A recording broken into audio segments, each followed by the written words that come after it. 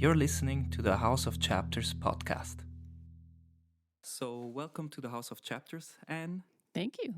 Happy to have you. We met a couple of months ago in January, let's say online, and had a good chat with each other and started planning a bit for this podcast, right? We did. This is really cool. And you've also been promoting some of my releases, so I appreciate that. Thanks for all you do for other authors. Oh, thank you so much. Yeah. You do your own podcast. Where did I see you in the last weeks? Wait a minute.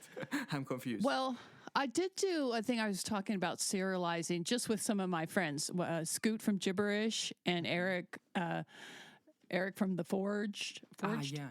series. Eric Felden, yeah. So we'd been talking about it because, well, actually, I just inserted myself into the discussion. They had been talking about how is it best to serialize on Substack. So I jumped in, and there's many ways, obviously, to do it. But Scoot had a new way to do something a little more contained and something that you could read in at any point. You could get into the story, which I liked because I write serials where they're like 50 installments, and you basically have to read the first one and all of them in order. Yeah. So I'm going to try something new. Next week it's coming out. Oh, okay. Really exciting. Yeah, I think you guys talked about the on-ramp of Exactly. that welcome page, and having completed your story, your serial helps with that because that first chapter and the table of contents is the on-ramp into your publication and whatever you're doing. So that was really motivating for me to finish my serial and really, stay focused. And I finished last week. Congratulations. Yeah, so I'm really happy. It was a really, really interesting conversation you guys had. I will link to it under this post. But let's get back to Okay. Let's talk about you right now. So if I remember well, there are 3 serials available on your publication: Darkly, Time Witch, and Harvey Girl. Is that right? And also the Fit Girls, it's a cozy mystery I did. And That was actually something that was ongoing, but I did the 5th book. I serialized it on Substack. okay. So yeah, I in 2 years I've had 5. I've basically serialized 5 books. Wow. And that's why I came on. I mean, it was a motivating factor, because if you have to put something out every week, you will end up with a finished book. Yeah. It's that's really great. So we're gonna focus. What do you want to focus on? What do you want to tell our listeners tonight, as we're recording this on Monday evening? What do you want to focus on? Well, I know a lot of your listeners are writers too. And so I would, my best advice is that, start. It doesn't matter where you start in many ways. So we're on Substack. That's a great platform. So maybe you're building your author platform first, but then at some point you obviously have to write. And a lot of people have like, where do I start? Well, just what's easy for you. Start there and get going. You don't have to jump right in and serialize something every week like I'm doing. I mean, I'm building on years of writing, so I would have never started writing and said, hey, I'm going to do a serial. Because it's like a big, I've talked about, like it's a train that you've started and it keeps going and it never stops. Yeah. And you've got to constantly feed it. And I always tell myself I'm going to complete the book first. I'm going to write the whole thing and then serialize it. But, I never do that. Okay. No, I'm like, let's just start. And once you get started, you get a couple of chapters in when you're writing it. I want to release it. I want the feedback. That is what's really cool about Substack. You do get that sense that people are reading it and they'll comment. And sometimes I'll course correct if they mention something.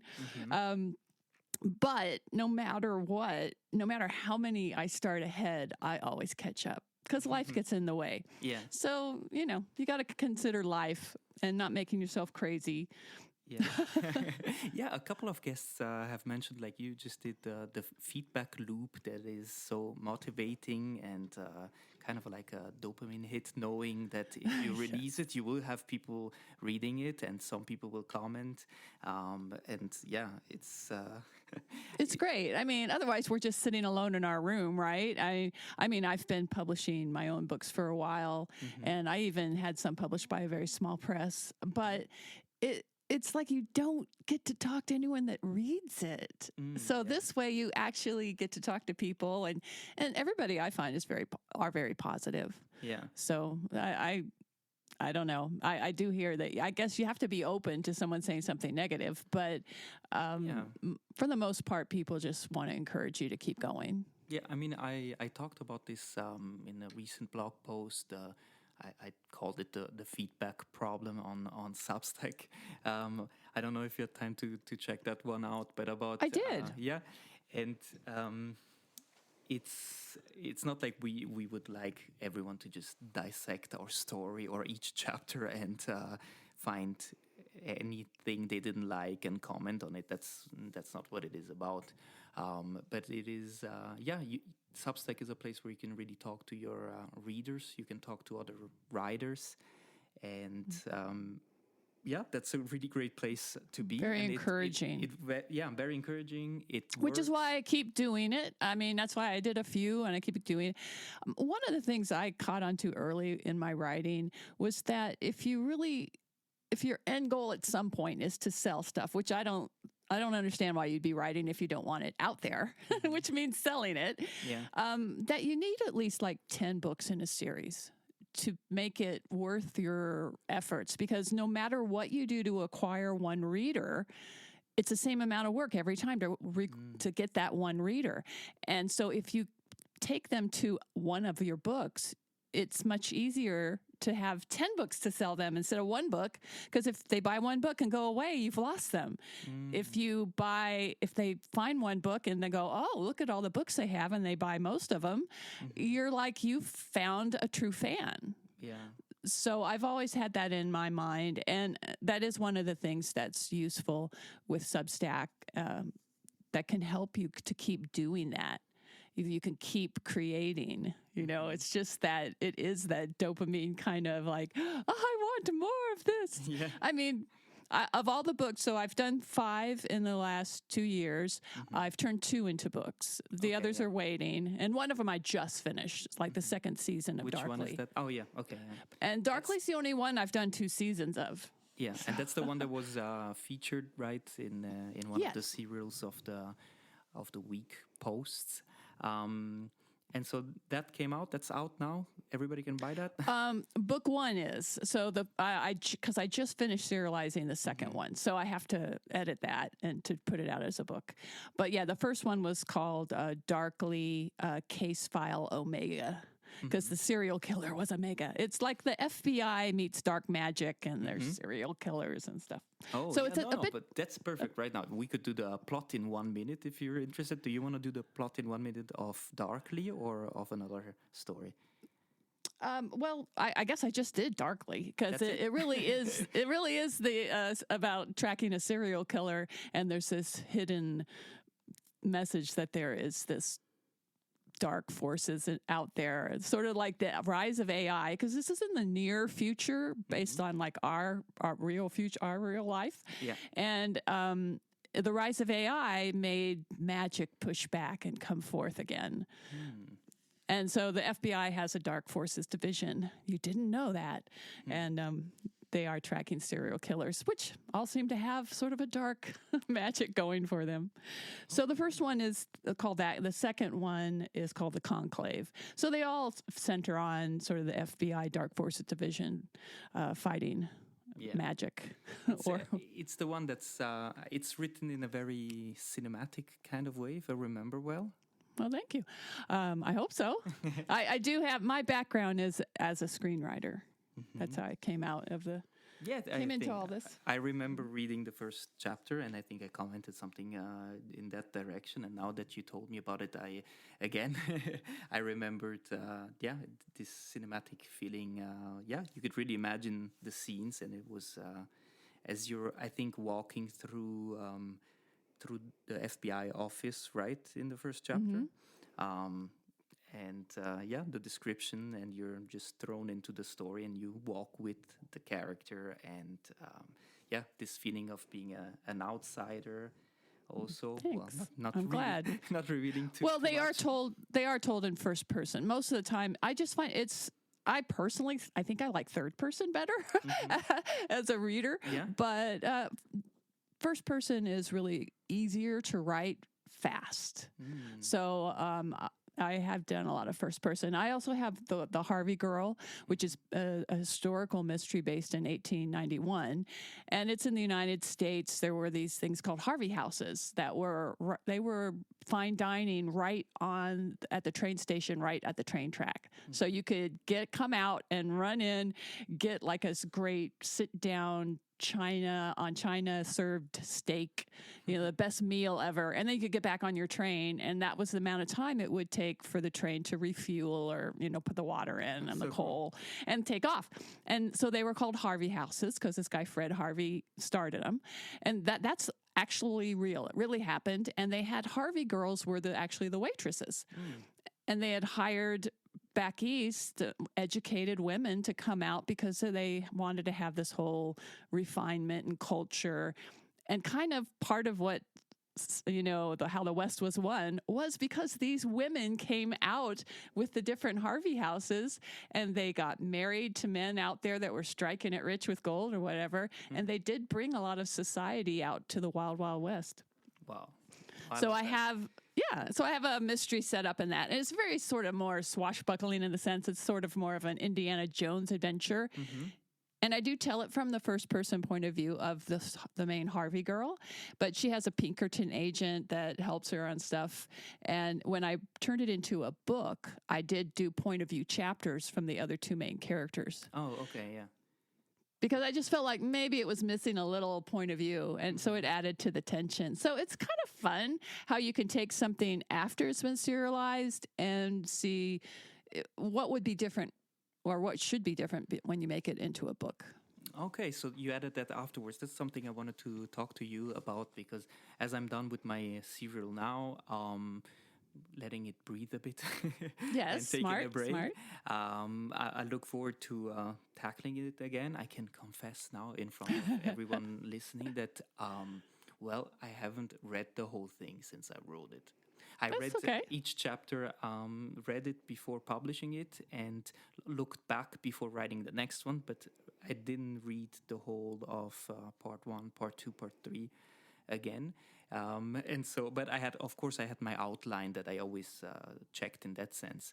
That's good. But so I look forward to going back to that and seeing the thing as a whole. And yeah, I want to keep the style the same, the tone in that sense, keep the chapters short.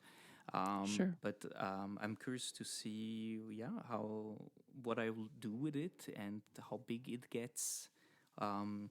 It's exciting. Yeah. It's fun building your whole world, How many details do I want to add in between the chapters? Because I mean, to add some description of places, because I really did very little of that.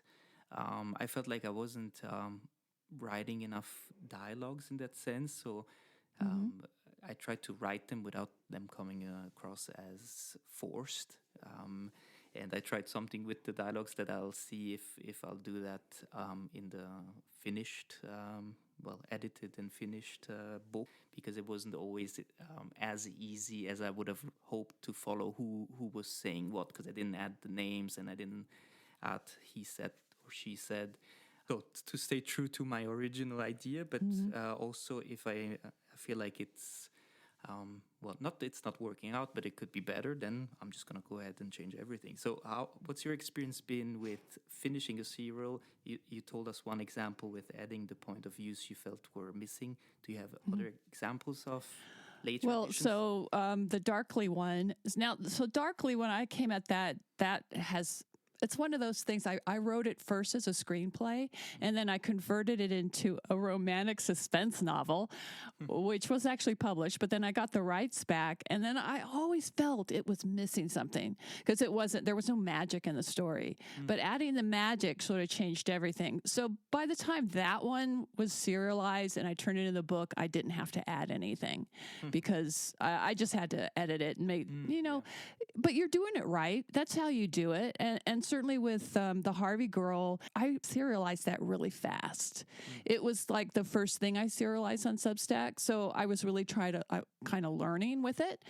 And I did feel like I was course correcting a little bit as I was doing it. And it was very short. So I don't know how long your installments are, but it was like 1,500 words. I was trying to keep it under 2,000. But Darkly, the chapters are more between 2,000 and 2,500 words per chapter. So that makes a difference. And so the speed of it, I've definitely edited for that pacing, because when someone's reading a book, it's a very obviously different experience than when you're reading it from week to week.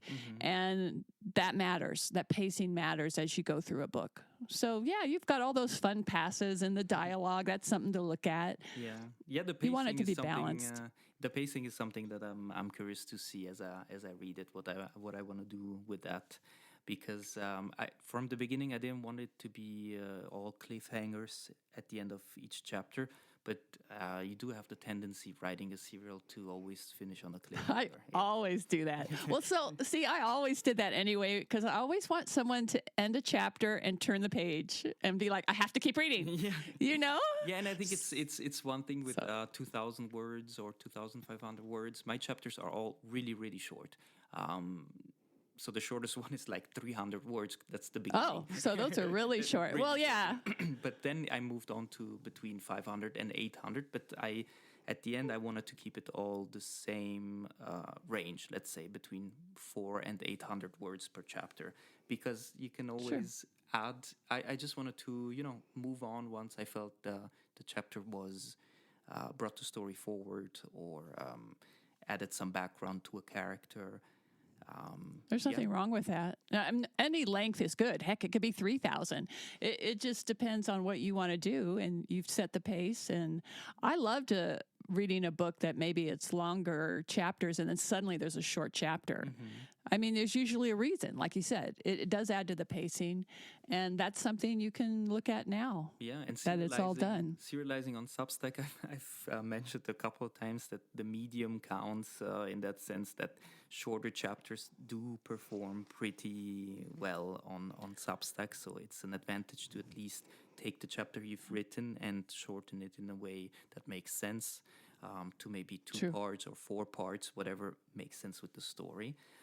Because people will just read more chapters and stay focused in that sense. It's so everybody has a different opinion on that, but shorter chapters do tend to work better. Well, I think with Substack, why it works is because most people are reading it through the app, and that's on their phone. So I read everything on my phone through Substack. So obviously, I don't want to read a 3,000 word document, because that's a little longer than my reading time. I don't know. Reading on phones are different, and probably different for different people. But that's where I like it shorter. Yeah, reading on an e-reader is different already. More comfortable. It's made for that. The light is different. It's not your phone where notifications might pop up, or you remember, let me check the score, or if I got too many distractions with your phone. It's true. I've been reading now a couple of self-published books or indie published books by authors I've interviewed for the House of Chapters podcast, and so I am actually using like my son's tablet, Amazon tablet, and I just use the Kindle app on there, set the lighting in a way that doesn't keep me awake too much, and it's comfortable to read. But even there, it's not, for me personally, it's not the same feeling. But it's not an e-reader in that sense. but it's already completely different. You moving from one chapter to the other. So yesterday the tablet was nowhere to be found. So I just read, on my phone, and it was already it's already different. It's not the same experience. And so it's so that's one of the things I'm trying to explore with this new serial, because I'm calling it sort of a limited run serial, because it's called the Woodstock Mystery, because it's based at during the original Woodstock in 1969. Yeah. So I don't know if you know, but on the way to Woodstock there was a terrible traffic jam. And some people never even made it to Woodstock because they were stuck in their overheated cars. Wow. And a lot of people got out and just walked, but some people didn't. So I thought, oh, what a great setting for a mystery, like a murder in the middle of a traffic jam on your way to Woodstock. Yeah. But so what I'm going to do is I'm only going to do 10 episodes of it. And you have to read the first one because you got to get the setup, and the last one will be the reveal. But there will be 8 installments in between that you could read in any order. Oh, that's really cool. Yeah. And then you can sort of be you're the detective in a way. Wow. So I'm looking forward to reading that. Looking forward to seeing how you do that. Me too. Really interesting. I'm doing it right now. And a bit of Jimi Hendrix for good measure. Oh yeah, Cool. The music. Yeah, I should have you're right. I should definitely have like a musical list. Like this is who was performing on this day at Woodstock. Yeah, good idea. Well, yeah, one song per chapter. I don't know. Well, actually. That is going to be one of my things. There is a song. There's a wandering hippie in there that he's strumming, and the lyrics of the song are going to be sort of clues to the mystery. Okay, don't tell us too much. Huh? I'm not. Wow. Well, I am gonna feature the lyrics, so I think you'll get a clue that they mean something. When is that starting? That serial next week? You said. So I release on Tuesday, so not tomorrow, but the week after. Okay, that's perfect. So people will be able to listen to this on Wednesday and look forward to your new serial. It's called the Woodstock Mystery Peace Music Murder. Wonderful. Yeah, I will link to it in under the post. Thanks. Writing on Substack, is there any advice you'd like to share with the community? What is something that worked and what is something that maybe didn't work? And anybody getting started, what would you do again and not? Yeah, I think that's a good question to ask, because no matter what, you can just listen to what a lot of people have done and pick what works for you. It's got to be something that you would naturally do. Find a way to engage in notes. One of the other things I started to do when I first came on was not only just comment on and read other people's stuff, but I actually reached out to a couple of people and offered to do an audio excerpt to promote something they'd written. So they're just short, and they're still on my Substack website. But that I have this love of doing audio, and I like to make it like theater for your ears, or like an audible book, but with sound effects and music. Yeah, that's really cool. Yeah. So I do a lot of that, and that's sort of a new thing recently. Tomorrow, I'm going to put out this Almost True podcast, and it's like that. So it's basically a real news headline that doesn't really have answers to what really happened. So I use fiction to give you the answers. Wow. Of something that fictionally happened. Wow. So a lot of projects going on, quite too many. Backlog, catalog. For anybody listening, there's plenty to read and listen to, and also to look forward to next Tuesday with the new serial coming out. So, thank you. Any more plans for the future? I think that's enough for now. Yeah. Okay. But sure, there's always something. There's always something. A lot of ideas. I love that. Okay. So, thank you so much for joining me on this podcast episode. It was really fun talking to you, and I look forward to to reading your new serial and having a listen to your podcast. So. Thank you, keep Ian. in touch and take care.